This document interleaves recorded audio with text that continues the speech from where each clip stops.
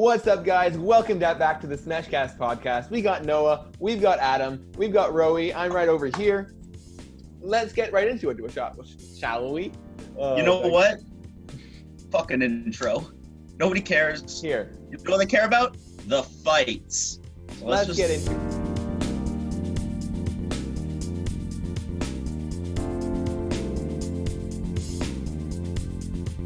So, boys, we had a crazy weekend. We just came off DC Stipe 3. Stipe potentially solidifying himself, I would say, as the greatest UFC heavyweight of all time, undeniably. Greatest MMA heavyweight of all time. We will have that debate right here on the show. Let's just go. What do you guys think of the fight? Let's start off with the fight itself. Stipe gets that full unanimous decision, 4 rounds to 1 for 2 judges and 3-2 on 1. Did you guys agree with that score? Let's start off with that. Yeah, I think for the most part it was well scored. There were some rounds that I thought maybe you could edge to DC, but after rewatching some highlights, I think it was right to give it to Stipe. And just what an incredible fight! So much happened, and just you got most likely the best of both guys.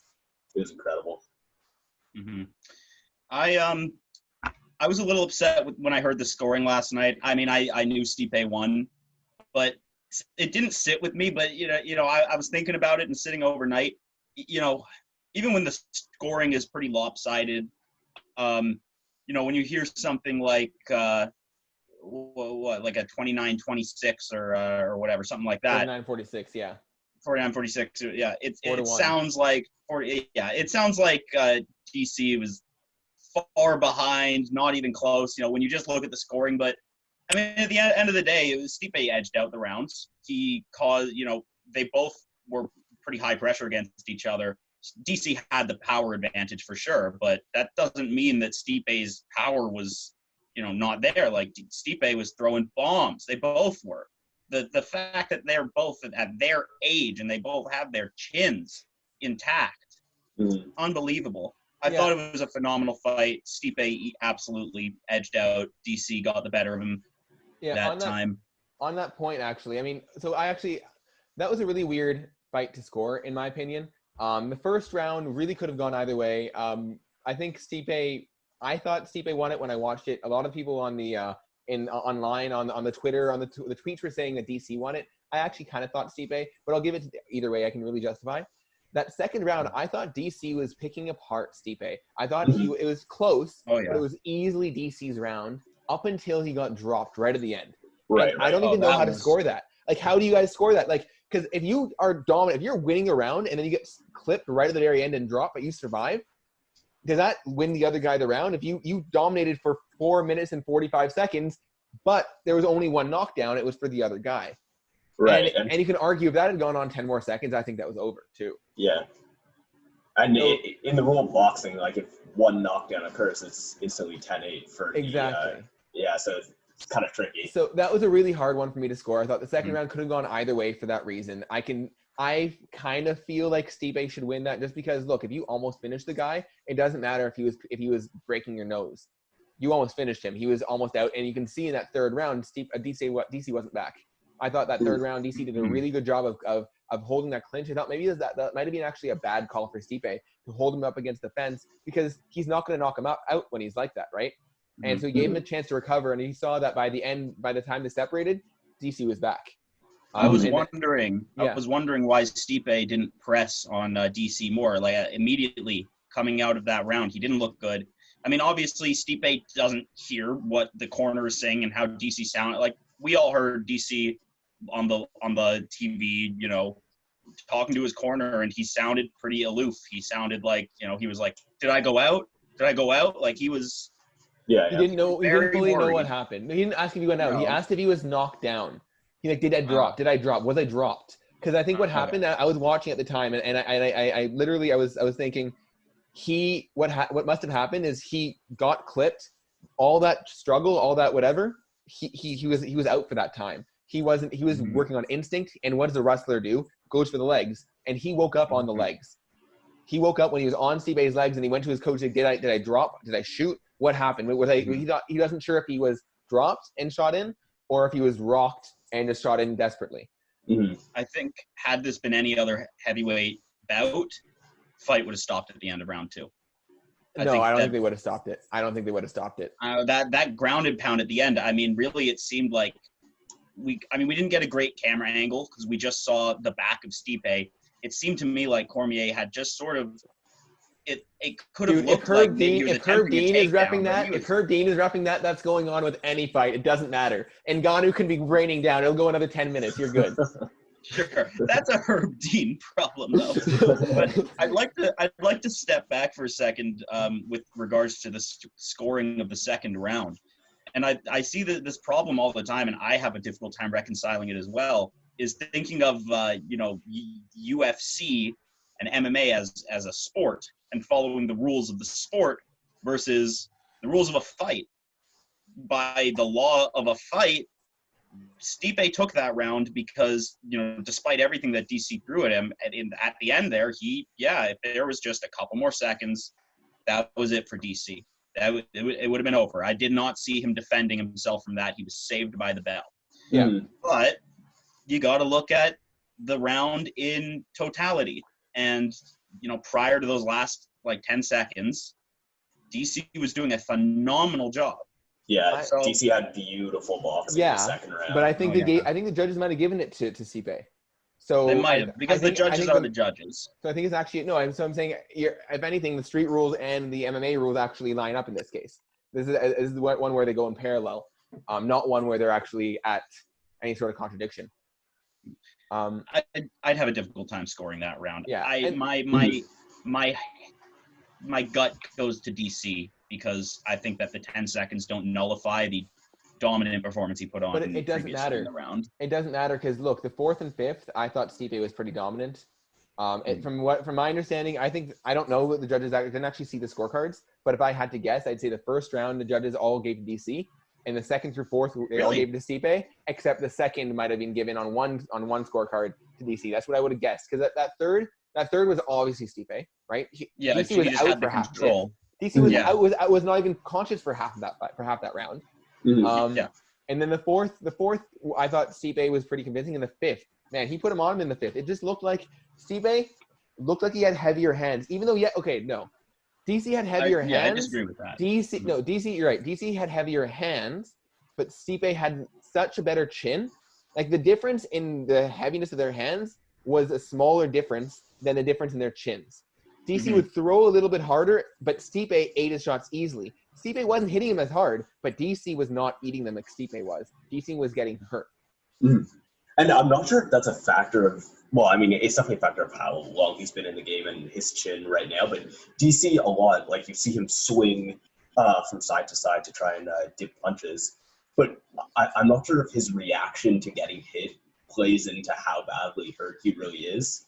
Because, he took a lot of shots and, of course, they were super heavy. He's rolling with it? Mm-hmm. I think maybe, possibly a little bit. Because throughout anytime he gets hit, I thought the fight was going to get stopped. He ducks down, which is how he bobs and weaves away from the strikes defensively. So yeah, but it's hard to tell. He got trapped against the fence a few times there, and he was not the same thing as him faking almost a takedown or bobbing and weaving. That was him rocked and out of it and looking non-composed, losing his composure. Mm-hmm. It just seemed to do more, but I really think that had a lot to do with this fight. I don't want to say that DC would have won this if he had the chin that he had 5 years ago, but I think it would have been a bit of a different fight. Mm-hmm. Can we talk about the eye pokes? Oh my God. So both the guys had eye pokes, right? And immediately I was like, oh my God, DC pokes in the eye first round. But classic. But one thing you saw, huge change in DC, the number one biggest change versus the other two fights that I saw in DC. In fact, difference from his whole career. This is something DC fought a different style than he had his whole career. What Luke Thomas calls that patty cake style. DC likes to fight open and out because he has no range, right? So he just likes to trap your hand. He likes to hand fight with the guys and then use that to push the hands out of the way and come in with his boxing or come in with a takedown. He didn't do that this fight. And why didn't he do that? For two reasons. One, that's what keeps on getting him into those eye poke situations. But second of all, that's what got him into the body shots. Every time he starts reaching out, his body is exposed, right? And that's when Stipe was getting those body shots. And that's actually why Stipe, he was still successful, not as successful. But that's also why I think we saw less eye pokes from DC. He changed his style completely. That was shocking to me. I've never seen him fight like that. Now, that eye poke that DC took from Stipe, that was a more substantial eye poke than the one that DC had fed to Stipe. There's been some controversy online around it. As it's developed, I've kind of flipped around on the controversy. Originally, the narrative it was that this eye poke really puts things in contention. Who knows how effective DC could have been had he had the use of his eye, because when you only have the use of one eye, if he truly couldn't see, you lose your depth perception, and then you have a very difficult time gauging range, which is everything in a boxing match and when they're brawling each other.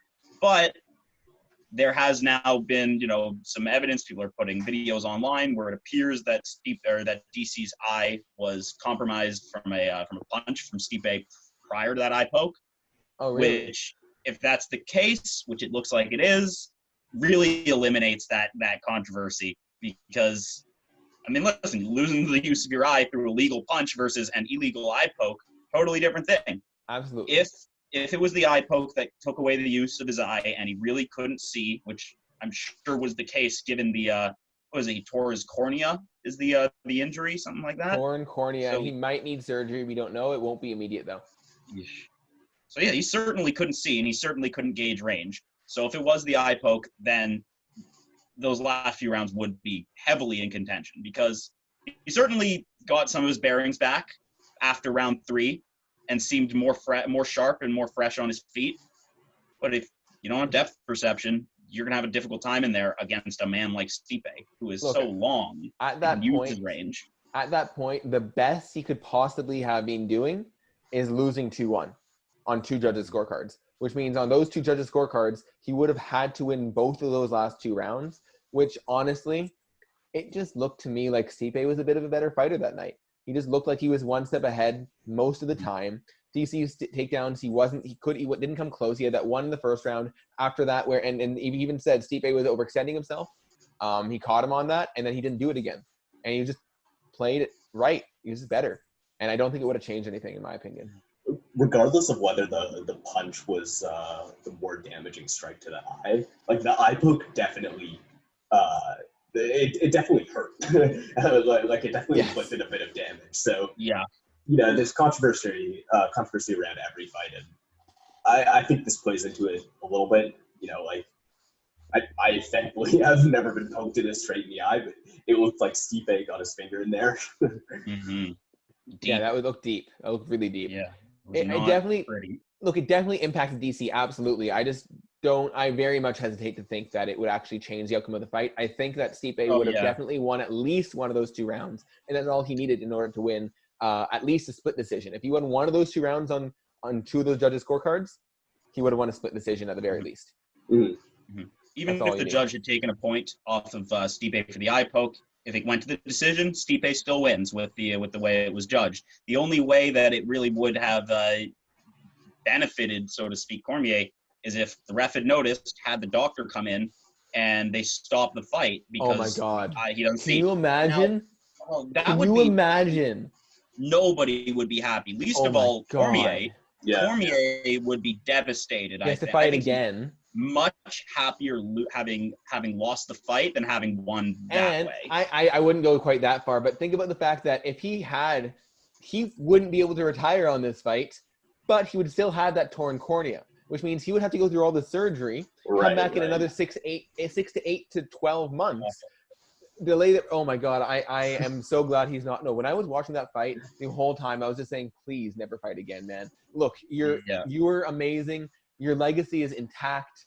This was putting it on the line a little bit, but another loss will actually do something to hurt his legacy. I think he needs to stop here. Don't fight anymore. I'm happy where you're at. And he won't. He walks away with grace. All the respect to him. Absolutely, and he had as much. I mean, of course, he was salty as fuck, and that's just DC, right? He's an ultra uber competitor. He's going to be as God salty as damn. fuck if he loses, but he was respectful. He gave Stipe the credit. He looked like he hated saying every word of it, but he said what he had to say, and he did what he had to do, and he went out on his shield, and he went out like a warrior. And look, I mean, at least he fought a crazy fight. Oh, yeah. He didn't get finished, which totally benefits, his legacy and everything he's done. With one eye. With one eye. Now he knows what Bisping feels like. Ooh, so special club. I don't know if this, definitely the win would have boosted his legacy quite a bit, but I don't think this taints it that much because at the end of the day, he still fought an incredible fight. Yeah, and it's the greatest. But the one thing that almost irks me a little bit, DC, we all thought when he came out and he beat Stipe that first time, that was that first time he finally had something that was all his win, right? He was a perennial second place guy. He was always second place. And when he finally came up to heavyweight, he was light heavyweight champion, but it was still with John Jones' shadow. And when he came up, he finally won that heavyweight championship belt. It was finally something that was his. And he's always going to be known as the second best light heavyweight of his era. But coming into this fight, in fact, going back 2 years, you could have said he was the best heavyweight of his era. And even after the last fight, it was still in question. But now, again, he's going down as the second best heavyweight and the second best light heavyweight of his era. And it just fucking... Oh, it's just those guys. I mean, yes, you can't say that much. He got his double champion. He was a champion of the UFC in 2 divisions, like absolute legend, Olympian, all these things.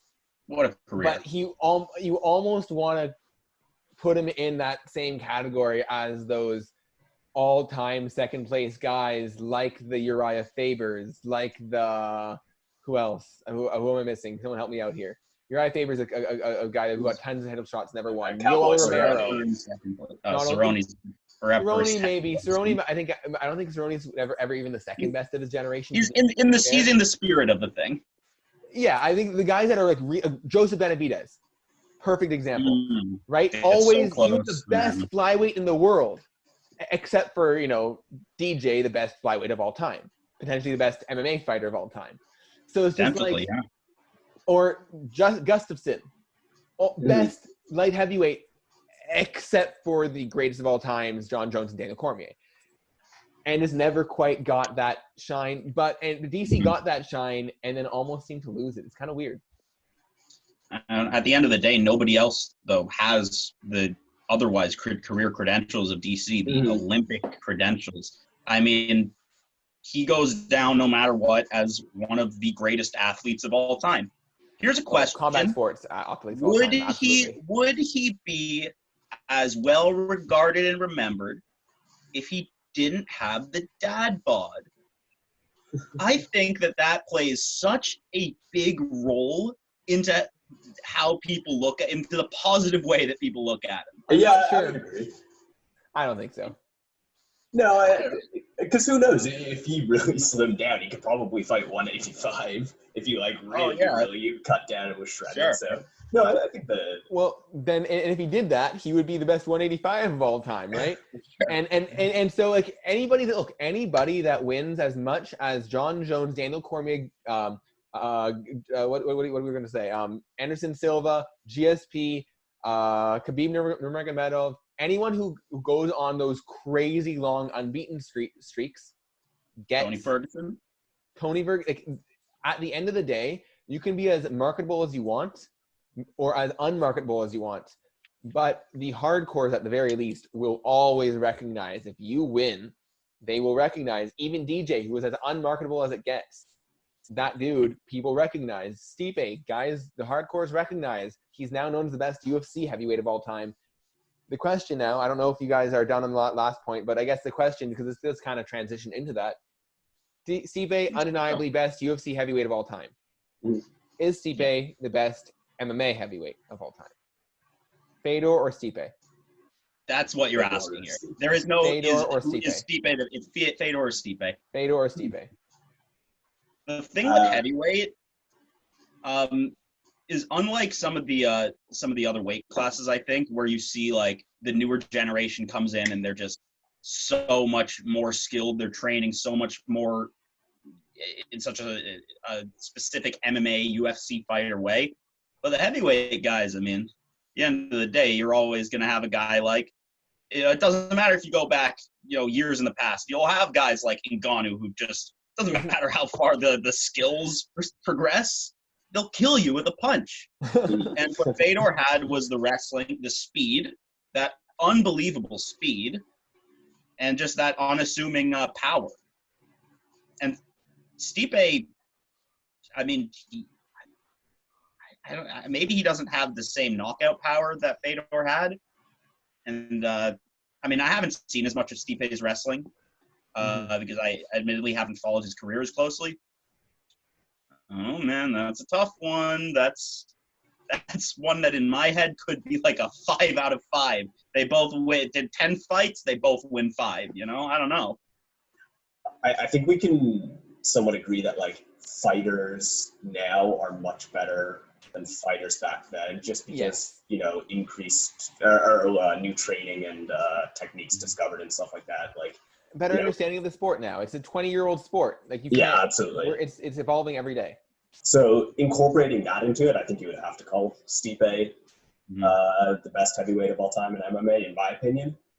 I think that's the wait. I just want to stop you there, and I want you to continue, but I think that's kind of changing the question, because I think the spirit of the question for greatest of all time in any sport, you never say would the guy today beat the guy there that day. The only sport I would say maybe you do that is boxing, because it's so old that the guys are just so good, and even in the 80s are as good as the guys now, I would say. But I mean, if you go to hockey, Wayne Gretzky wouldn't be the best of all time right now. Sorry, guys, we're Canadian, for all you Americans out there. Wayne Gretzky wouldn't be the greatest of all time if he was at exactly his skill level playing today.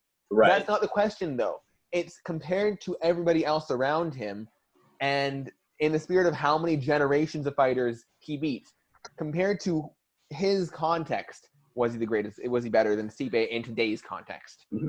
Okay, so I would say that I know Fedor has an incredible resume, but I always kind of a bit of a bias to hold the UFC at a much higher light than any other MMA promotion. So, in my opinion, I would put Stipe as the best heavyweight. The only thing is that while that's true today, I don't think that was true in Fedor's day, right? When Fedor was competing in his prime, when he was in Pride, when he was fucking up, when he had those fights against Crow Cop, they were the two best heavyweight fighters MMA in the world, and they were not UFC fighters at that time. UFC wasn't the top for the heavyweight division at the very least. It might have been the top for light heavyweights, right? It was not ever the top. It took a while for it to be the top. Even when we had Strikeforce out, right? Strikeforce was debatably a better heavyweight division than the UFC heavyweight division at the time, until they bought out Strikeforce. Right. So I don't think that's necessarily a problem. I agree. Absolutely. Stipe would win a fight today against Fedor of the past. I don't really know. The thing that I think holds Stipe back a lot of the time is that he's not overwhelmingly great at anything. There's nothing that, like, if you ask me what's Stipe really good at, I don't know that much. I don't really know what to tell you. It's just like there's nothing that stands out to me about him. He's great takedown defense. He's a good offensive wrestler. He's got some great striking, some good solid boxing fundamentals. But there's nothing that he's not flashy. He doesn't knock everybody out. He's just like a gritty guy, and he just somehow gets it done. He's like a blue collar worker. He reminds me of do either of you guys watch basketball? No. Not at all. Have you guys know? Just old... Okay. Have you heard of Larry Bird? Have you guys heard of Larry Bird? Yeah, of course. So Larry Bird was like the farm dude, right? And he was like 6'7". He was really tall, but he was like a blue collar guy. And when he was with the ball, he looked awkward to me. He looked like he was just uncoordinated and awkward, but he just workhorsed and just got it done and was one of the best players of his generation. That's what Stipe reminds me of. He's not he's a good athlete. He doesn't stand out as something athletic freak. He's not amazing at anything. He's just good at everything and gets it fucking done. Jack of all trades, master of none. I think that's why he doesn't catch people's eye because of that, though. There's nothing that stands out about him. he's not flashy. He's not memorable for some reason in that way. Yeah. At least not to casuals. Yeah. Yeah. He's got that great personality. All right, we've got a couple more things. For it. There's a lot to talk about with this heavyweight fight. We got a couple more things. We're going to go into next steps in a second. Just to go a couple last things on the eye pokes. First of all, I actually was thinking about maybe potentially some rule changes in regards to the eye pokes. There's really two things that can come into play. The first thing is, of course, everyone's been talking for years, Rogan especially, about changing the gloves. Trevor Whitman has come onto Rogan along with Justin Gaethje, showed him his amazing gloves. These are really, really good. They're better than the UFC gloves in so many different ways. They allow for grappling, but they also curl the fingers instead of forcing them out. I don't know why they haven't changed that yet. That's one really, really easy solution. The other thing that I think, and this is going to have to be worked with the commissions even more, and it'll be a bit tougher to do. I don't know what you guys think about it, because maybe it'll take away from the purity of the sport, quote unquote. But currently, under the current rules, they say that if you ever go to instant replay, the fight is over. Regardless, so if they just don't know if that was an illegal knee to the head, if it was a knee down, or were they down or were they up, was it a knee to a down opponent or to an up opponent? Doesn't matter what happens. If they have to go to the replay to check that, the fight is over. So it's either a no contest or a disqualification or whatever. But they have to make the decision. They can't go back. What if they could go during that intermission between that third and fourth round, look at that, see that eye poke with Stipe on DC, recognize it, take away a point maybe, give DC another minute to recover, the 5 minutes even after between the rounds, have the doctor come in, do all those things. Why not allow that to happen? Do you guys think that instant replay would be good, or I guess do you think it would kind of take away from the flow and really put a hindrance on the sport? Right. It's hard to say because we haven't experienced. I think we lost Noah. Oh. Noah? I'm back. Oh, you're back? Okay, sorry. Adam, go right. I'm not sure because we haven't seen anything like that in play. I think there's some potential in something like that, but I'm not sure how that would play out in a fight now, because if DC had an extra 5 minutes on top of the minute in his corner, obviously the fight could have gone a completely different way. But he deserved it, right? He got eye poked. That's what happened when he got eye poked. Yes, he deserved 5 absolutely. minutes. And Goddard came out with a fantastic apology, by the way. I don't know if you guys saw it. It wasn't really an apology. It was just like hey, I own up to applause, and I also got to own up to mistakes. I messed up. I apologize to DC. I do my best, but at the same time, this is to my point, I am just one man. I have one take and one angle. I don't have the advantage of multiple camera angles with slow motion replays and multiple replays. And that's why I'm saying, well, why are we not arming our referees with everything that we can? I have a difficult time determining a justification to not have a replay system. It just seems to make sense. I mean, no matter what, if a ref sees something happen during the fight, it's going to interrupt the flow of the fight regardless. I don't see the issue with, if somebody believes that they've been poked in the eye, and we've seen this before where somebody thinks they're poked and it was a jab or something. And I don't see the harm in stopping the fight for 5 seconds. You look at the replay, it wasn't an eye poke. I disagree on that. Now actually, you're actually bringing up the idea. Now you're actually telling me why. That's actually a very good reason why. Actually, I think they I would can't love to hear some justification to the contrary. So you just told me, what if a guy gets poked? How many times have we seen someone's knuckle go right into someone's eye? It happens all the time. How many guys get hit with a hard punch and grab their eye and be like, "Hey, they poked me," and we see the replay, clearly they did not. Or guys just get hurt and maybe grab their eye anyway. I see where you're going with this. So when you're hurt, you have 2-3 seconds to capitalize on that guy being hurt and knock him the fuck out. Right. If that guy, if you're gonna put the pause on that every time, you're taking away everything. And also the other thing I was gonna say before you even brought that up, yes, it would take away all these opportunities if it's too quick. So that's why I don't know if we want to do it immediately or to what extent we should use it. But I mean, I was also thinking Yoel Romero is a guy, not to throw him under the bus, but throwing him under the bus a little bit here.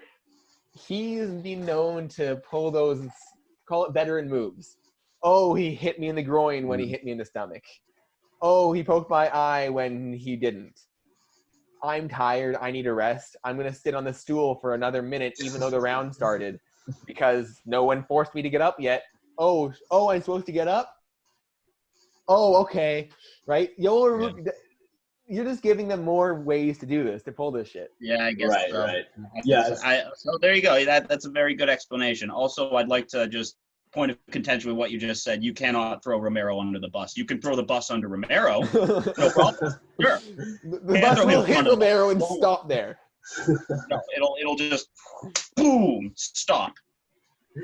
I'm just saying, by the way, One-Eyed Bisping, I believe, would beat One-Eyed DC. Just saying. Just saying. At what weight? At what weight? At any weight. Doesn't matter. Bisping, no cutting. Cormier, no cutting. One-Eyed Bisping. Man, One-Eyed Bisping was a G. He knocked out Luke Rockhold. Luke Rockhold is basically big skinny DC. Yeah, I mean, he had time to adapt to it. And, DC was kind of just thrown right in, and then had to experience the fight live with one eye. Did you hear that before this fight, it didn't end up happening, but for a long while, Luke Rockhold actually told DC he's not training with him because DC was so buddy-buddy with Bisping when they were commentating together beforehand. They were so he's like, and they were like messing around and joking all the time. And Rockhold was like so butthurt by it. He was just like, yeah, no, I'm not. I don't need to go, and I have my other stuff to do. I don't need to get out of bed and go and work hard for someone that's friends with the guy that knocked me out. And in the end, he ended up coming in for the last 2 weeks. But that's so Rockhold. Yeah, that ego. It's always going to get in the way of his performance. And big shouts out to Adam. Last week, you said that Weidman's next fight should be against Luke Rockhold. That was on Sunday. We released that up. We recorded and released that episode on Sunday. It is on YouTube. There is evidence for everybody out there. And on Monday morning, what happens? Ariel Helwani talks to Luke Rockhold. He says he wants Weidman. Adam, you are a soothsayer. Apparently Weidman doesn't want Rockhold. Sorry? Yeah, that's what he said in his Helwani interview. Oh, he doesn't want him? At least not right now. Okay. It's ridiculous, I think. Yeah. All right. Listen, I thought I was just gonna say I thought it was the fight that made sense, and it just happened to Silva or Rockhold. Let's do an old man rematch. I get this feeling, especially watching Weidman after he won the last fight, just from his speech. I feel like he's had it prepared in his head, like a whole script. I'm gonna win this fight. I'm gonna look phenomenal. I'm gonna have a clear track to the championship, and everyone's gonna agree with me. And I think that he's having to adjust his script on the fly to, oh yeah, I won, and he's going to keep kind of shouting out for something bigger because he was just so ready to do that. He needs to regroup, readjust, and figure out what a realistic course of action is for him at this point in his career. All right, we got one more thing to talk about before we move into our co-main event. We've got one more thing, and this is, I think, actually, I'm surprised you haven't spoken about this yet. This is actually a big question. What's next? So, obviously, we mentioned earlier, DC has got to retire. I think he retired. It sounded like he did. I really hope he stays retired. Look, I think he's done. Legacy. No indication he's going to stay. It's locked. Don't risk it. We're happy. You did amazing. Everyone's happy. Just end it, man. But Dana White did say Ngannou is next for Stipe, and I support this all the way. John Jones tried to chime in. He said he'll see you soon at heavyweight. These heavyweights are looking slow. They can't keep up with my energy. Blah blah blah. Typical John Jones inserting himself. But just a couple days ago, Dana said that he thinks that Dom Reyes should be next for John Jones. So it sounds like Dana has one plan. That's John and Dom. That's Stipe and Ngannou, and John has other plans. He wants to move up to heavyweight. What do you guys think should happen here? You got to give it to him, Ngannou. Absolutely. It's like no question. I mean, he's obviously shown he's come back from the first Stipe fight. It'll be a great rematch since they've already fought once. John Jones has some stuff to figure out at light heavyweight. I think the Reyes rematch is important. And that also possibly sets up a great fight between Jones and Ngannou if Ngannou was to beat Stipe. Exactly. Because they already have a little bit of history because they were going to maybe fight at heavyweight not for a championship. But so then that possibly sets up some good match between them. You got to think Dana knows just how big that match would be for the fans. Mm-hmm. I think Dana knows that like, they've all had this John moving up to heavyweight kind of like bond that they've been ready to drop for years, and you can tell that Dana's just looking to wait for that perfect time. He's like he has faith that, or at least he hopes that John's going to keep on winning, and whenever the time is right, he'll bring him up, or alternatively, he'll wait until John eventually loses and choose between either doing a rematch or a trilogy, or saying, all right, look, what's the point, John? You've done everything you can at light heavyweight. Let's go up to heavyweight now and conquer something new. But either way, I think a rematch with Dom Reyes sets that up perfectly. If he beats Dom or if he loses, regardless, I think he moves up to heavyweight and he fights the winner of Stipe versus Ngannou. I think that's a ridiculous fight, regardless of who wins. Ngannou, of course, everyone wants to see. But, I mean, if Stipe beats Ngannou again, I mean, he is undeniably the best UFC heavyweight. And I would start to think best MMA heavyweight above Fedor. And then if Stipe beat Ngannou and Jones, he would eclipse Fedor, I think, in everybody's mind. Yeah, it would be absolutely insane. So I think everybody wins in this. All four guys win, right? Dom needs that rematch. He needs that. Yeah, he deserves it. John still has unfinished business. Everyone still has that thing in question. He doesn't quite have as much hype if he's coming off a half loss in a lot of fans' minds. Stipe gets his Ngannou rematch. He stays busy and maybe gets a John Jones fight if he wins it. And Ngannou finally gets his title shot and maybe gets a John Jones fight if he wins it. Everybody wins here. This is perfect for everybody, including Dana. Those are all money fights. Every single one of those is a money fight. Yeah, absolutely. I know that we were just I just want to hold on to one more idea with the whole Jones fight, because I know a lot of people are talking about it. I know we were discussing it briefly, but the idea of John Jones coming up to heavyweight and immediately getting a title shot. This is something that people are talking about a lot online. I don't like it. I don't agree with it. And it's not a matter for me of, deserving it, or John Jones hasn't shown the skill. I mean, he's clearly shown. I mean, I'm sure he is capable of anywhere he wants to be. He's capable of getting into that fight. But when it comes to heavyweights and it's at a level where single unskilled punch, a single hammer fist can put you out cold, where you can't stand on your feet for 10 minutes, skill or not, I don't think I don't think that you can be throwing in people just to a title shot when it can be so easily volatile. Dude, think of a few things here. First of all, we did it with DC. Let's just start there. DC did it. Why can't we do that for John Jones, who is better in terms of resume than DC is, right? John Jones doesn't have those losses. Even with DC's first fight with Stipe, but you could also argue it was like a flash knockout. And what I'm saying is that kind of thing could happen with just about anyone in that weight range. So I don't know. I would like to see him fight. I want to see him fight Ngannou before I see him fight for a belt. I think it's an interesting question. Has the belt? Yeah, that is what I was going to say. That's an interesting question. Maybe I just want to see him fight Ngannou. Yeah, I don't know what I think. Look, man, I think if anybody deserves an immediate title shot in another weight class, it is John Jones at heavyweight. Heavyweight is look, when you go to any other division, I think the biggest complaint is, what the fuck? How can you give it over X? If you go to 135, you can't give anyone the title shot over Aljo, and that's why it was so bullshit that Aldo got that title shot off a loss over Aljo. And over all these other guys. Go to 145. You got Korean Zombie, you got Yair, you got Zabit, you got all these guys, you got Holloway. Go 155, you got everybody, of course. Like every other division has 4 or 5 guys who you can justify a title shot to. You go to heavyweight, you've got Ngannou, and who's getting a title shot. After Ngannou, does anybody really deserve it? JDS just got a win coming off 2 losses. JDS just got knocked out rather. Rosenstrike just got a win off a loss though to Ngannou. You have Derek Lewis. Yeah, he's coming off some wins, but they weren't all that impressive.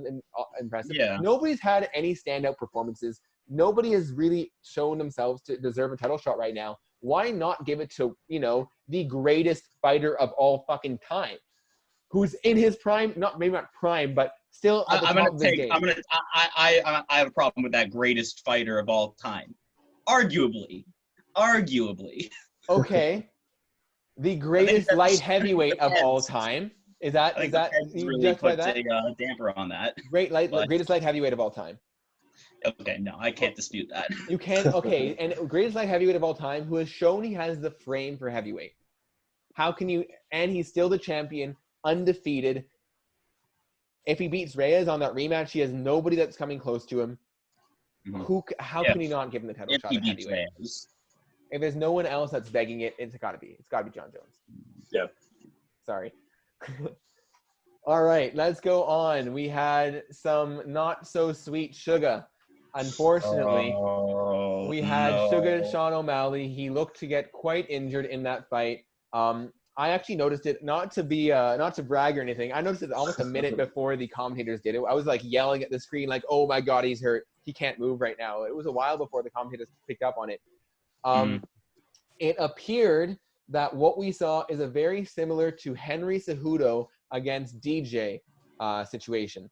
So in that second fight with DJ Cejudo, Demetrius kicked Cejudo with that calf kick, and it hit up towards that knee. And there's the perennial nerve that goes behind the knee.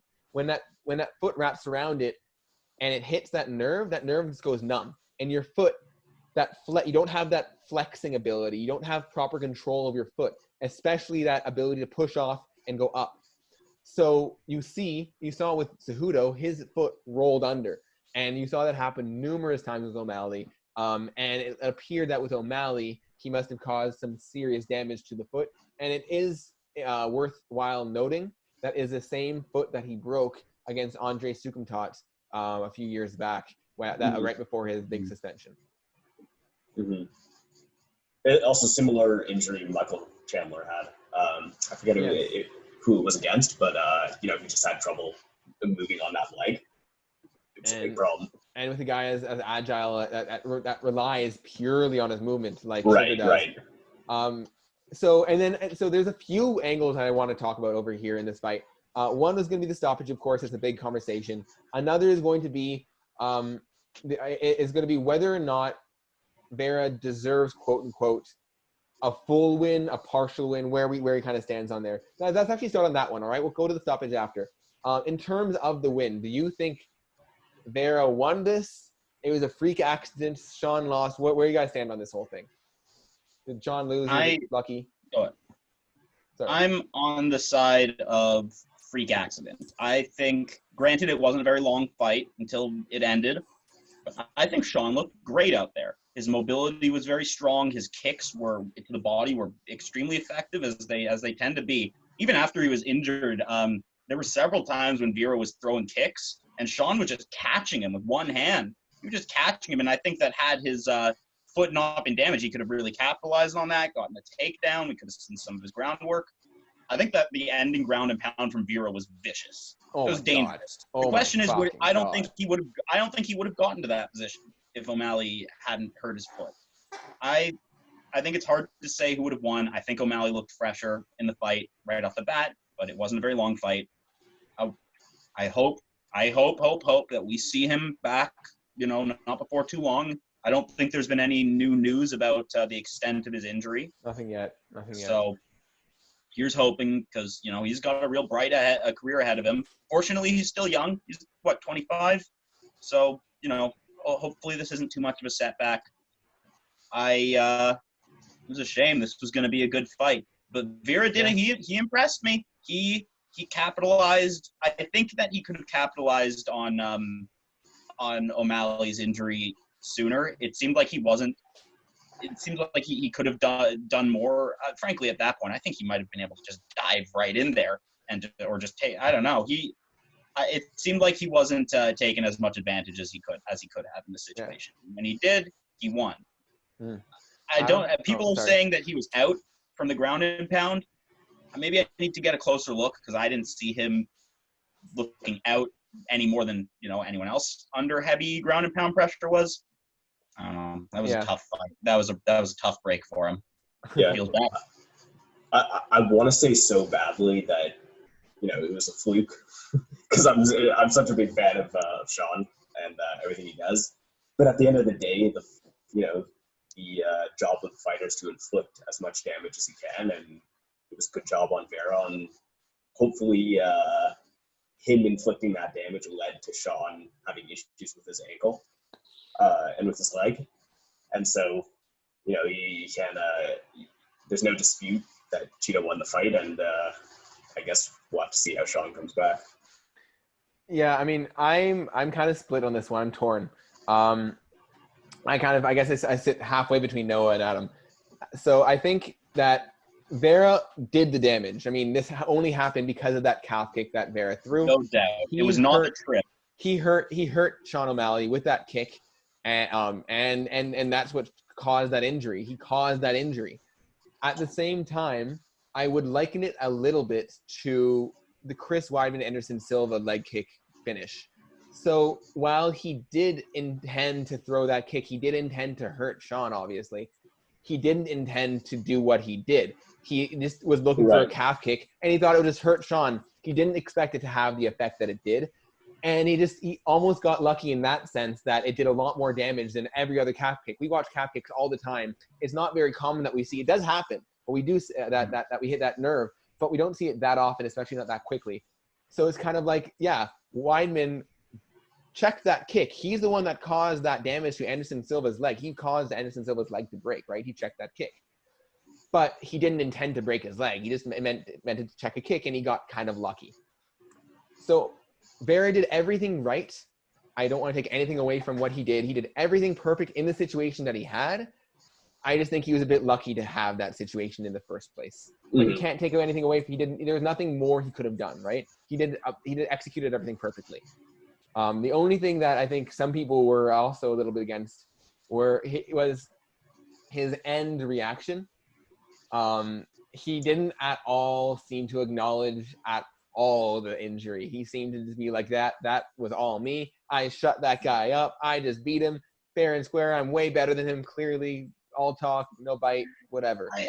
I get his reaction. It doesn't win him too many. His talk with Joe afterwards, I thought, was great, and he came across. It was better. He came across better. He was definitely running off the hype. I mean, listen, none of us can put ourselves in that guy's shoes. I mean, nobody was paying any attention to him before this. Right. So, absolutely, it's a big moment for him.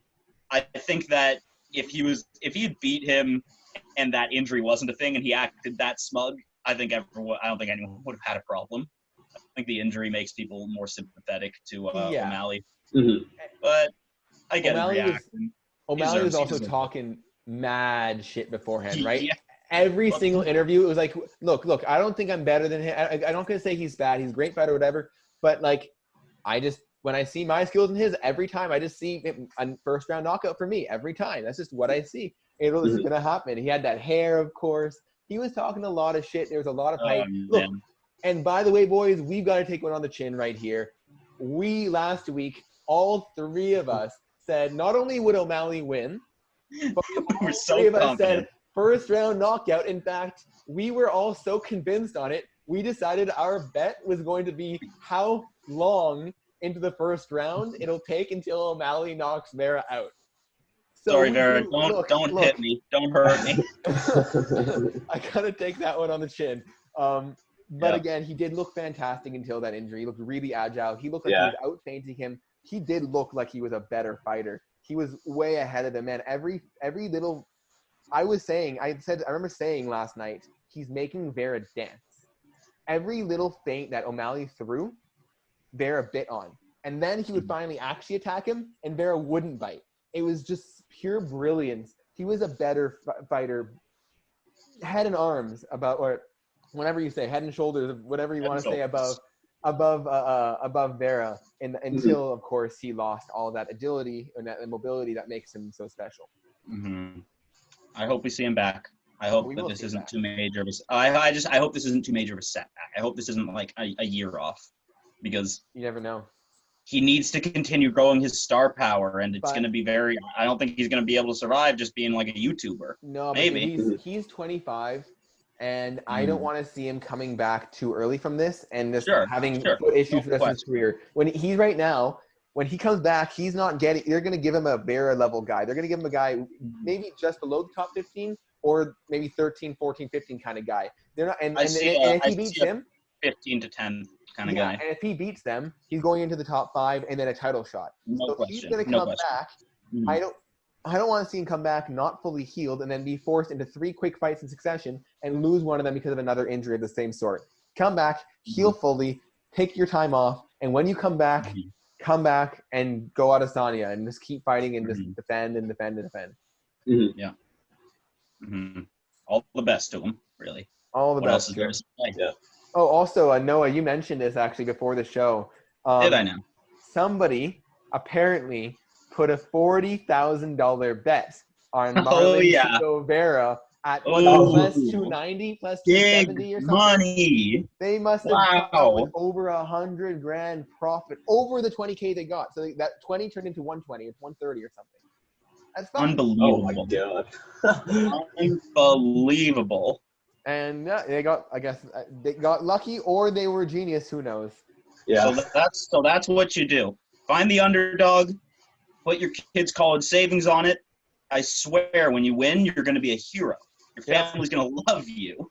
I've never heard Noah give bad advice, so I mean, I've never once in my life not condoning what you say, but let's just move on. Not condemning it either. We had our featured bout of the evening. We had two big heavyweights, 2 massive giants trying to slug it out in a 25-foot octagon. You know what's going to happen over here. Big power JDS, big power in Rosenstrike. One guy is going to fall, and it was JDS who fell. Rosenstrike gets that win. It was an ATT brawl. By the way, I don't know if you guys heard. They mentioned it on the broadcast, actually. They both trained at ATT. JDS actually, on 2 occasions, asked Rosenstrike if he wanted to spar ahead of their fight against each other. That's great. That's hilarious. And Rosenstrike said no, for the record. Yeah. Oh, that's fun. Oh, that's great. That's funny. But I think that this fight ended in a predictable way for JDS. I guess I've noticed. I think it might be a pattern. I mean, there's certainly the pattern of him backing himself up against the cage and letting himself get kind of controlled that way. But like when JDS seems to take pressure, he likes to he creates distance. But when he's being a little heavily pressured and he can't really think straight, it seems like sometimes he kind of turns his head or he turns his body and he kind of jogs away, and it puts him in and he keeps his hands down, and it puts him in serious risk of getting hit in the face. It's exactly what happened here. His hands were down when he got hit, and he looked, and he had Rosenstrike had a great angle because JDS had just sort of jogged away to the side a little bit. He caught him beautifully, and not to toot my own horn here. Second round KO. Prediction, baby. He's the only one that got it right, I think. Yes. I think Adam and I both went Rosie. Went JDS, rather. Yeah. And I did think JDS was winning that first round. I actually liked JDS. I thought JDS looked really composed. I thought his boxing looked great. I thought JDS looked like I thought he looked like a better fighter. I think our JDS of old, the JDS against that fought Cain Velasquez, would have won that fight. He would have had the chin to take that one big punch. He wasn't really – look, JDS is being put out in a way that I see a lot of old guys being put out. It seems like I find the guys that have their chins are kind of gone, they get put out really easily on not as big shots, but not for as long. They seem to get put out really quickly, and then they wake up right away. Right after he was completely fine. And he just got – it seems like that happened. It kind of happened with DC a couple times. We saw it happen with Joseph Benavidez a couple times. They get put out with easier shots, and they just wake up a bit quicker, but they can't do it. Frankie Edgar against Korean Zombie, we're going to talk about a bit later, when that happened. Like, it's just a really common thing I find. I think that's what's happening with JDS. I think he would have won that fight otherwise. Mm-hmm. So I missed the first round, but when I tuned in just for the second, and throughout like the middle of the round, JDS had a couple good jabs, and Rosenstrike was exchanging a little bit. But I mean, like when you're a heavyweight fighter, especially somebody with both their caliber of skills, like it's just one or two punches that need to land perfectly, and Rosenstrike got the best of him. Yeah, I mean, it was good turnaround coming after the loss to Ngannou. He said he was really determined to right that wrong, and good on him for that. And he took some shots, right? I Yeah. expressed concern last week with his chin. I thought maybe his chin might be shot. I said we'd find out. And he took some shots. He proved himself pretty good in that regard. So I think he did a really good job there. The other thing that I was thinking, and this is similar to what Noah was saying, with some bad habits with JDS that lets him get hit. I've also found he was a lot of the time ducking down to the right or down to the left. He likes to duck down and kind of like DC does a bit, to avoid a lot of the shots. That caught him against Ngannou. Ngannou caught him when he was down like that.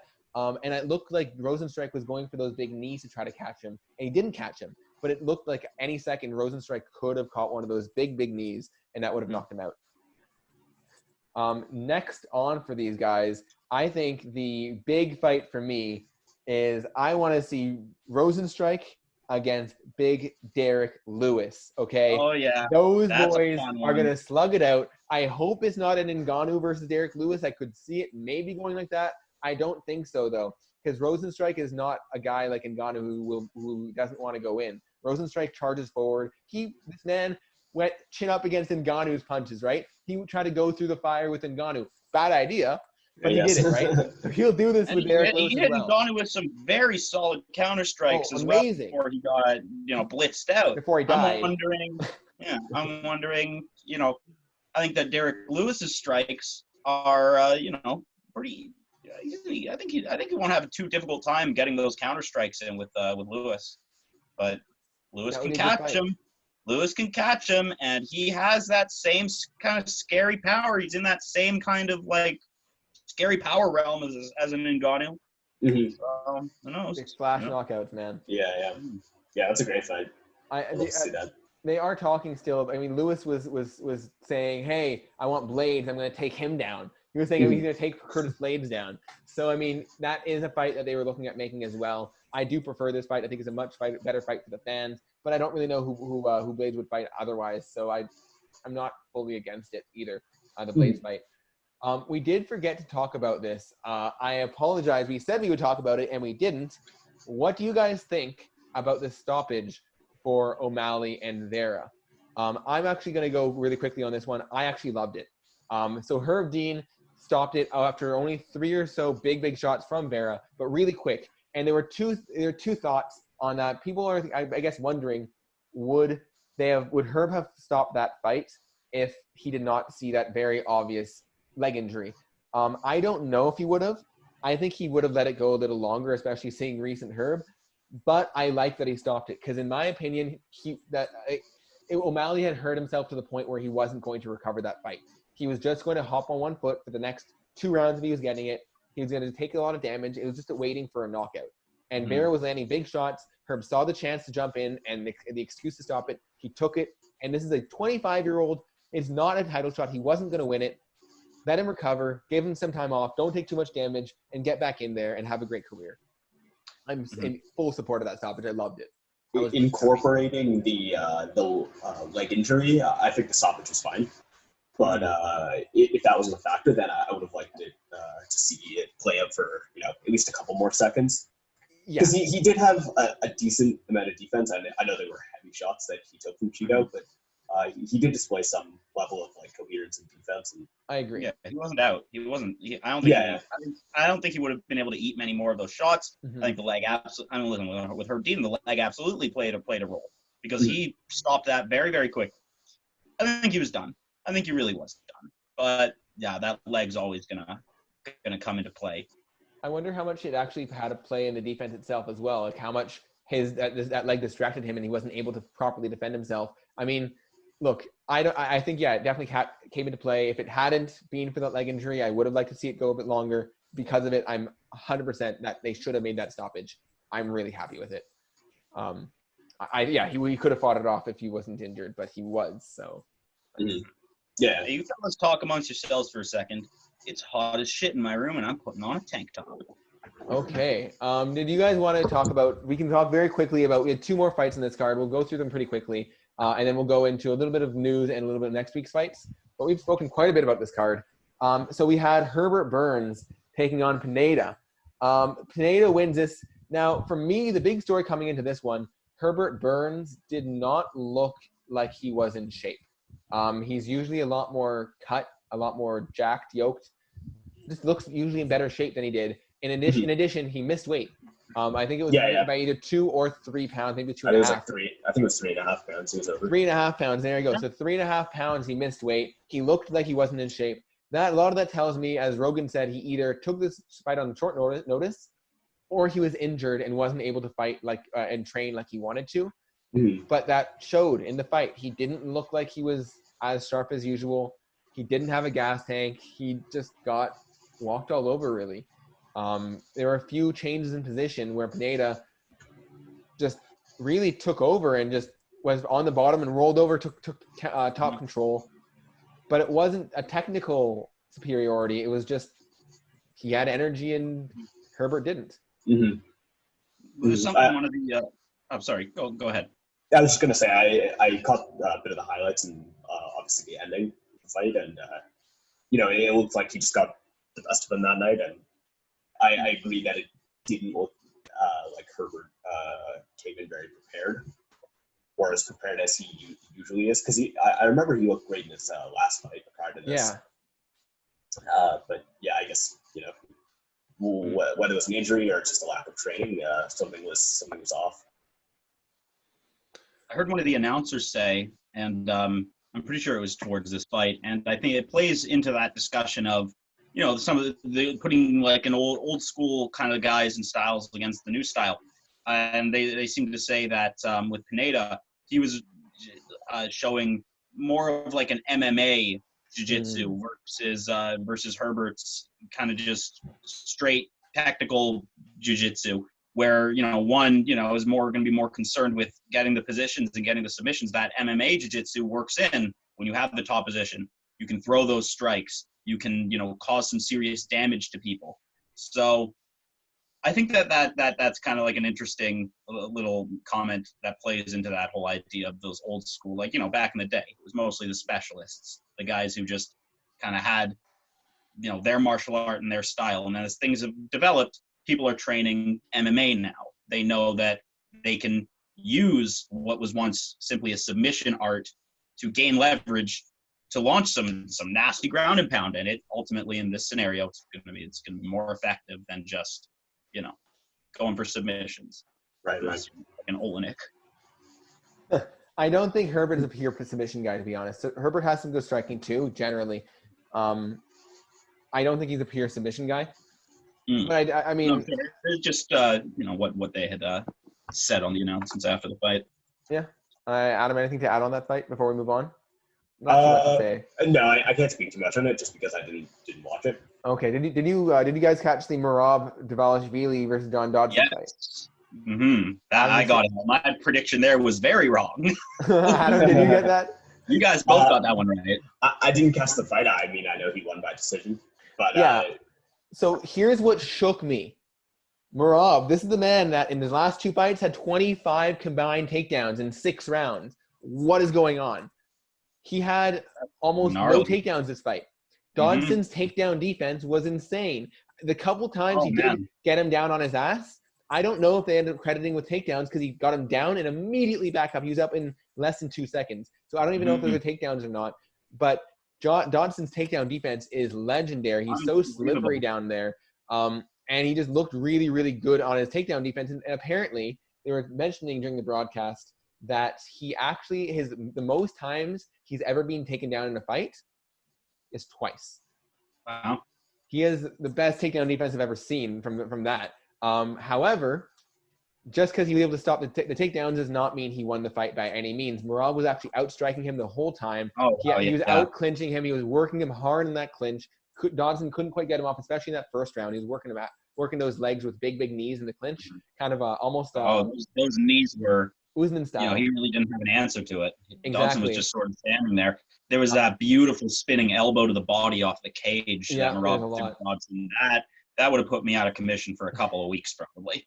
That was phenomenal. But I am highly impressed by Dodson's takedown defense, even when he was lifted into the air for slams. He's a very short guy, so he's got a low center of gravity. So, for his height, his weight, he's pretty heavy. He's heavy to pick up in the air. He can get himself back down safely. Dom was actually saying it was because of his short legs as well. is that it's so hard to grab them because there's so little legs to grab. Mm-hmm. But yeah, I mean, I need to go back. I just want to jump in with some breaking news that I saw just for some food for thought. Some people are talking about it looking like Sean O'Malley's leg was injured prior to the fight already. They're saying in some of the clips of him coming up, it looked like he was walking very strangely. Something to look out for, maybe. It'll He be might very not have gone interesting into to the find fight out. his best. That'll be an interesting development, and that would take a bit of the win away from Vera, but also give it more to Vera because Sean knew coming in, so it was kind of his risk to take. Right. It's all speculation, though, so there's really not much to discuss there. Yeah, so just to finish on Merab versus Dodson, I think at the end of the day, Merab does what Merab does best, which is not necessarily the takedowns themselves, but what he does with the takedowns, which is he weaponizes his gas tank. He has potentially the best gas tank in the UFC. At least at 3 rounds, I have never seen anybody move as much in 3 rounds as Merab Dvalishvili. And so he just weaponized that. And even though Dodson maybe was able to stop the takedowns, he just couldn't keep up. He wasn't the quicker guy. He wasn't the more active guy like a lightweight is supposed, like a featherweight is supposed, a flyweight is supposed to be fighting up at featherweight.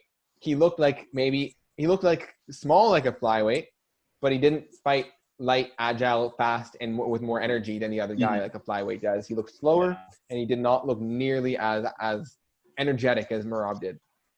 Yeah. Okay, we have a little bit more of news to cover. Not very much. We have 2 things to talk about. The first thing is I actually made a video on this exact topic about a week and a half ago, so you can still check that out. But Korean Zombie and Brian Ortega has finally been booked. October 17th. It is going down. I believe that will be in Fight Island because October will be a Fight Island month. Apparently they'll be there in a month and a half or maybe longer. So I think that should be on Fight Island. Big cage. Mm-hmm. That's a dope fight. Heavy striking, amazing boxing from KZB. Mm-hmm. And of course, T-City is T-City. Mm-hmm. What a grudge match. These guys, they have beef. They have genuine, sincere beef. Who's that guy? Who's that guy that Brian Ortega slapped? So I think he's a musician. He is a musician. He's a rapper, I believe. Yeah, I don't. Was it Jay Park? Was that his name? Yes, Jay Park. Yes, that is it. Yeah, that sounds like I'm pretty sure that's it.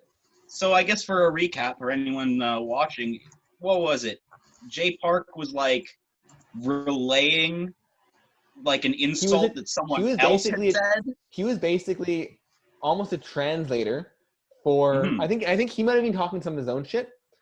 Or maybe he's a translator. I think he was a translator. I think he was translating. Like literally a translator. Zombie's shit talk, because Zombie doesn't speak English. He doesn't know a lick.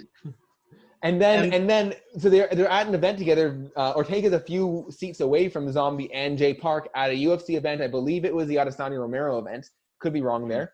But what pissed everyone off and what made everyone lose a lot of respect for Ortega, what was kind of honestly shitty of him, and this is not very non-Ortega-like from my understanding of his character.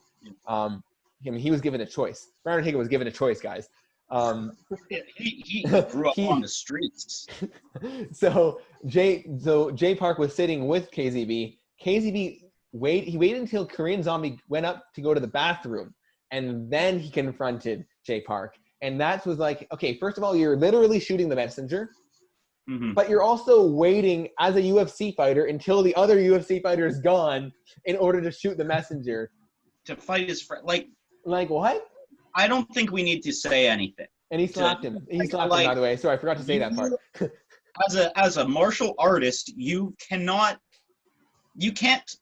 gotta take this stuff on the chin. Someone, who doesn't, any person, someone's insulting you, you can't just hit them. We live in a civilized world with rules. You can't just hit them. You're fighting. You can say mean words. Mm-hmm. Yeah. Like, obviously, this guy is not going to stand a chance against you, and he's not even talking his own shit. And then he waits until the guy who can actually defend his buddy goes to the bathroom. The guy who actually said it in the first place. Yeah. It really demonstrates a certain lack of character. So what a grudge match. I think everyone's hoping that Zombie wins. Zombie's probably going to win. I like Ortega, to be honest. Other than that one shitty move, and I can't justify it. I'm not going to even pretend to. But I was a big controversial, Ortega fan so heading into that. I was a huge Ortega fan Oh, with yeah, that Max right. Holloway I'm a fight. big fan of his. I love Ortega. He's been out for a while. He never fought since the Max Holloway fight. It's been a year and a half. He's been out. That was a brutal fight for him. He was supposed to come back though in January or December, and he tore his ACL. Right. That's why he's not back until now. Mm-hmm. Also, along the I don't think we covered this last week. I don't know if it happened last week or the week before. But speaking of ACL injuries, so we all know that Kevin Lee tore his ACL. He was recovering from it, and he tore his other ACL. Oh, so now he has two ACL what was tears. he doing? I don't know. I actually saw in the embedded. He was talking to DC like, yeah, man, I tried training too early, basically. And obviously when you have one bad knee, you compensate. Can I just say, that seems like such a Kevin Lee way to get hurt. I just training too early, just jumping the gun a little too fast, like and Tony it does Ferguson. not pay off. Mm-hmm.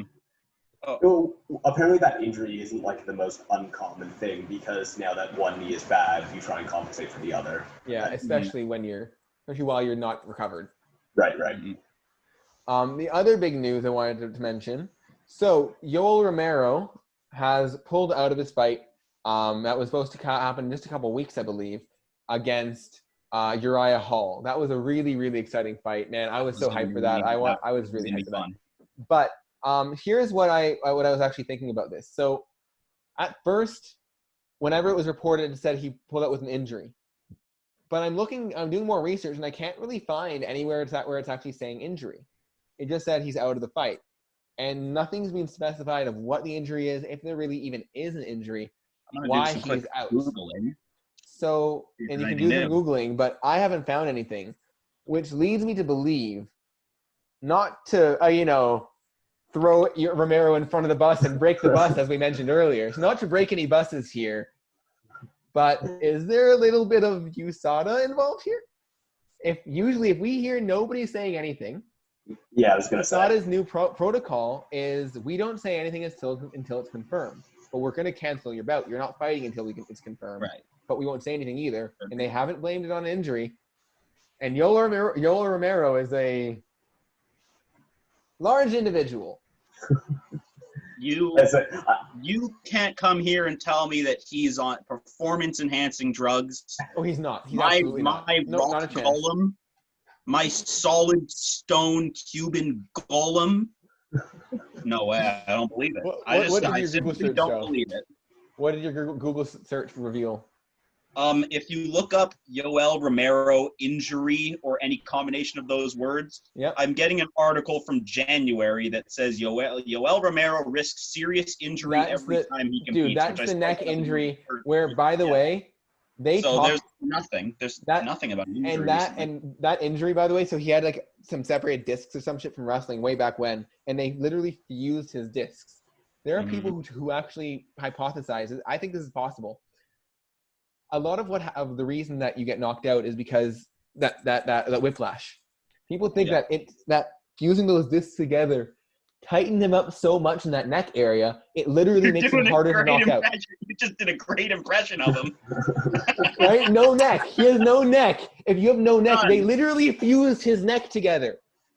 He's unbelievable. How do you knock him out? He got so much strength there. They literally fused the strength. That might be why he has that iron chin.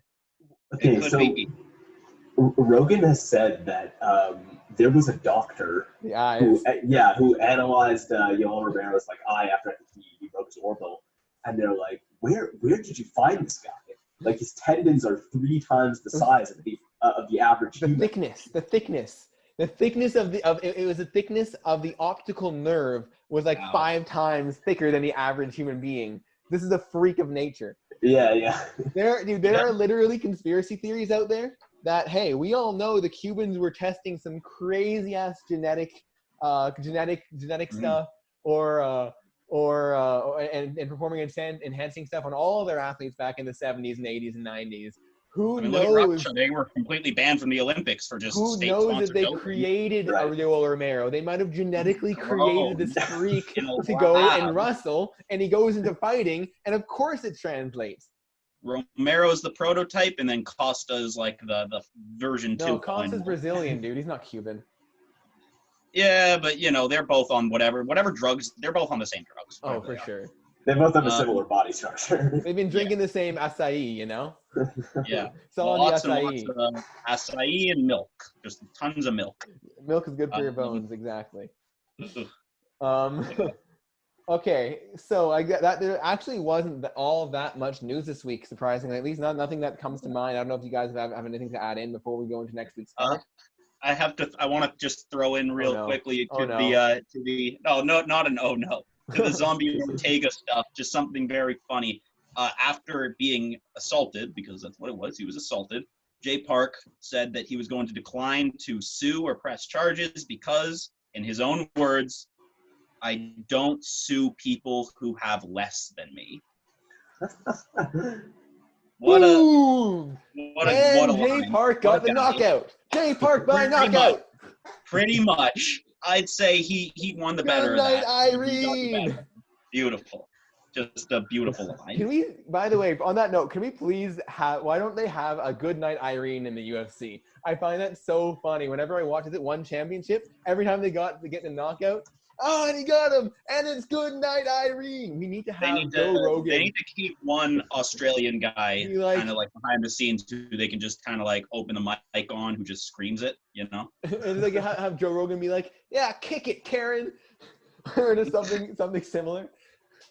Oh boy. I've drank too much coffee this morning. I'm trying to do his comedy routine. Too much coffee this morning. I apologize, boys. All right, moving on then. Let's go into next week's card. Not gonna lie to you. Yeah. This is a really bad card, guys. I'm sorry. There's nothing going on. Our main event isn't bad. It's not. I would say it's a great co-main event. It's not a main event. I would say it's an unremarkable card. It's unremarkable. It's less than unremarkable. I'm sorry. It's a Bellator card. We've got Frankie Edro against Pedro Munoz. Again, that's an okay card. It's a good co-main event. It's not a main event in my eyes, at least. Noah, you can yell at me for being mean to the old guys. It's not that I don't like the old guys. I just don't think a name rescues a main event. I want a main event that really has serious implications. And yes, it has some implications. Frankie is coming on to his first 135 fight, which is nice. It's kind of exciting. It's kind of interesting. But he's off of 2 losses. Pedro Munoz is coming off. Is he coming off that win against Cody, or has he fought since then? Was that his last fight? No, he lost to Aljo. He lost to Aljo. That's right. Aljo pieced him up on the feet too, right? So I mean, Pedro's not coming off of a win. He's coming off a loss. Edgar's coming off of 2 losses. And that loss is against like a killer among killers. And they're in a division, and they're in the 135 division, which is ridiculously stacked right now, right? So you have all these huge names in this division. These guys are not the ones that stand out to me in this division, right? These guys are guys that, for me, are I don't know what they're ranked right now, but it's like a 10 and like a 15 in my mind, or like a 10 and like a 5 in my mind, not like a 3 and a 6. Munoz is number 5 actually. Yeah, and Frankie's probably not ranked. He's never fought. Mm-hmm. I don't think, but Frankie, I don't know. For me, Munoz is at least 2 fights away from a title. This is not going to get him a title shot by any means. No way. This maybe gets him. This gets him 1 fight maybe away from a title shot, depending on who it's against. Mm-hmm. Yeah, I think there's maybe some potential for Frankie to use that veteran experience coming down originally from all the way from 155 now to fight at 135. Mm-hmm. Is he still there? Is he? Yeah, is he still there? Like, I think he may be able to use his veteran experience maybe to make another run at the title. Who knows? If he has an incredible performance. Yeah. That was a bad loss to Korean Zombie. That was a bad loss. Yeah, for sure. He took a lot of damage. He's never been finished, I don't think. At least not knocked out. Definitely not in the first. Oh, he had been knocked out against Ortega. That's my mistake. Mm-hmm. But this is not a guy that gets run over. He got run over in that fight. That was not close. Yeah. I for that reason I want to go. I want to go with Pedro Munoz. Yeah, I go with him as well. I think I'm gonna pick Frankie just to be just out a little bit of controversy. Yeah. All right. Okay. Let's see what happens. Yeah. We also have an okay co-main event. A little bit disappointing. This is not a co-main event in any day for me. This is not a co-main event, dude. We have OSP against Alonzo Metafield. OSP is coming back down to light heavyweight. He fought one fight at heavyweight against Ben Rothwell. Didn't fight that well. He was a little bit slow. He didn't look that impressive. Comes back down to light heavyweight, fighting Alonzo Metafield. Alonzo Metafield just is coming off his first career loss against Devin Clark. Again, it's an okay fight. To be completely honest, if it wasn't co-main event, I don't think we'd be talking about it today. Yeah, no, I've got really no particular excitement towards, well, any of these fights, really. To be perfectly honest, I only am familiar with OSP. I'm not even familiar with Metafield, so dude, I think that speaks for itself. It's a disappointing card, and there was one fight that I was really hyped that was supposed to be on this card that was moved to September, and that was supposed to be Angela Hill against Michelle Watterson. And in my opinion, that's a really, really fun fight. I'm a big fan of both those girls. That would have been very exciting. They're both savages, right? They both go for it. They'll go through the fire. They'll strike. They're both kind of on that, like that bubble where they're kind of just about one or two fights away from being in a title shot. Maybe not one. They're one fight away from breaking into that top five where they're one fight away from the title shot, right? They have pathways. They have a means of getting there and capabilities. Yeah, they're almost elite. And so that's a fantastic fight to see which one of them can take that next step forward and break into that top five and then fight one of those top five fighters for a chance at the belt. That is no longer on this card? It's no longer on. I was really excited for that card. It has been moved to September, so it will happen, just not next week. Is there a specific rescheduled date or just something? I think it was I want to say September 17th, but don't quote me on it. You can Google that. It was reported. MMA Junkie, I think, reported on it. That's a shame. That would be a good fight, and otherwise kind of unremarkable. I don't want to. I don't like insulting. You know, a fight's a fight. People are gonna hurt each other, and that's entertaining no matter what. Yeah. But yeah, no, just unremarkable in that. Not a great deal to say about it. One of the fighters on it is a 3-4 record. I mean, we have a fighter with a losing record on the main card. I don't know. Why are they fighting someone who's 9-1? So there's two things there. First of all, I don't think that's actually on the main card. It was on Google. It's on the main card, but if you go to the UFC website, it isn't. So it might get moved onto it. I don't know. But I will say, Maria Agapova is looking amazing. That girl is good. To put her up against a girl with a losing MMA record, 9-1 against a 3-4, that is shameful, dude. That is a mismatch. I don't know how that's even allowed to happen. What are the odds on that? Maria Agapova, she's a -1,000 favorite. How is the commission allowing this to happen? Put the house on her. Put the house on her. The whole thing. How is she allowed to fight? This is bullshit in my mind. I don't like that. That's a mismatch. Agapova is a long fighter, by the way. I don't know if you guys have seen her fight. She's a very long fighter. She's got some great striking. She's gonna knock her out. Yeah. Or we're gonna eat our words. Or worse. No, we're gonna eat our words, and Shayna Dawson is gonna have the most incredible performance of her career. I will eat my words if you want, but man, I don't see that happening. Put it on the fight. Done. Easy money. All right, boys. Anything else to add into this week's episode? Anything else to add?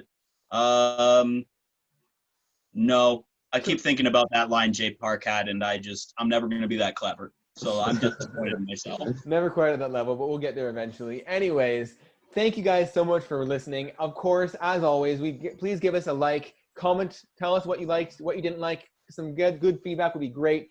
We will be right back here next week, as always, next Sunday. Every Sunday, we'll have that Smeshcast podcast for you guys. That being said, for Noah, for Adam, I'm Rowie. We will see you guys next week. Hey, don't speak for me. I'm me. I speak for me. I'll see you guys next week.